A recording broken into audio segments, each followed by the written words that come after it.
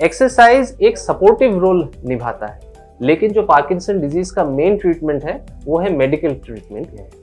नमस्कार, मेरा नाम है डॉक्टर नीलव शर्मा।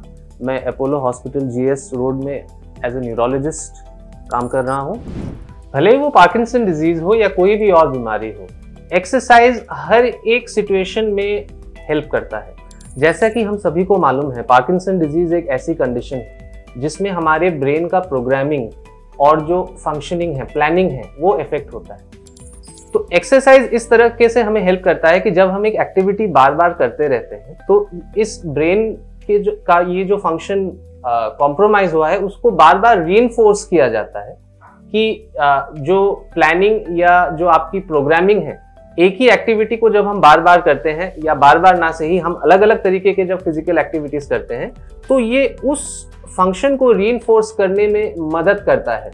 एक तरह से हम ये कह सकते हैं कि ये एक पेशेंट को हम दोबारा से लर्न करवाने की कोशिश कर रहे हैं, जिसको हम रीलर्निंग कहते हैं कि एक पर्टिकुलर तरीके का एक्टिविटी कैसे किया जाए। नाउ नेक्स्ट सवाल ये आता है कि किस तरीके के एक्सरसाइजेस किए जाए। ऐसा नहीं है कि पार्किंसन डिजीज के पेशेंट को जिम जाना जरूरी है। जो हमारे यूजुअल फिजिकल एक्टिविटीज होते हैं, जैसे वॉक करना, अगर स्थिति हमें अलाउ करे तो साइकिल चलाना, या फिर मान लीजिए जैसा कि मैंने अभी आपसे कहा कि डांस करना। डांस करने का सबसे आसान चीज ये है कि हमें कोई ज्यादा बड़े स्पेस की आवश्यकता नहीं है, हमें किसी फैसिलिटीज या कोई इक्विपमेंट्स की जरूरत नहीं है। टीवी या रेडियो या मोबाइल किसी भी चीज के सामने हमें गाना बजा दें और फिर हम पेशेंट्स को एनकरेज करें कि वो नाचे या किसी भी तरह की एक्टिविटी करे। जरूरी नहीं है, यहाँ जरूरत ये है कि जो हाथ और पैर हैं वो सफिशिएंट अमाउंट में पेशेंट मूव करे। इसके अलावा ऐसा कहा जाता है कि वेट ट्रेनिंग की, अगर पेशेंट की हालत उस तरह की हो तो हम छोटे छोटे वेट्स, मान लीजिए 2 किलोग्राम या 5 किलोग्राम के वेट्स हम पेशेंट को उठाए, क्योंकि ये जो आइसोमेट्रिक एक्सरसाइजेस होते हैं ये ट्रेमर को कंट्रोल करने में मदद करते हैं।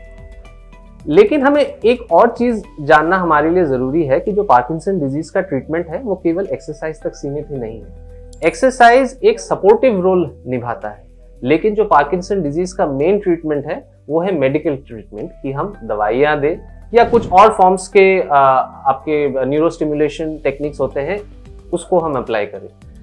पेशेंट का ऐसे सोचना कि केवल एक्सरसाइज से ही पार्किंसन डिजीज कंट्रोल में रह सकता है, ये एक गलत विचार है।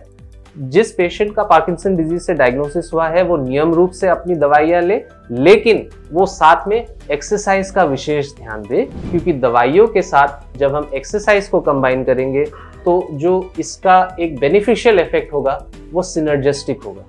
Thank you.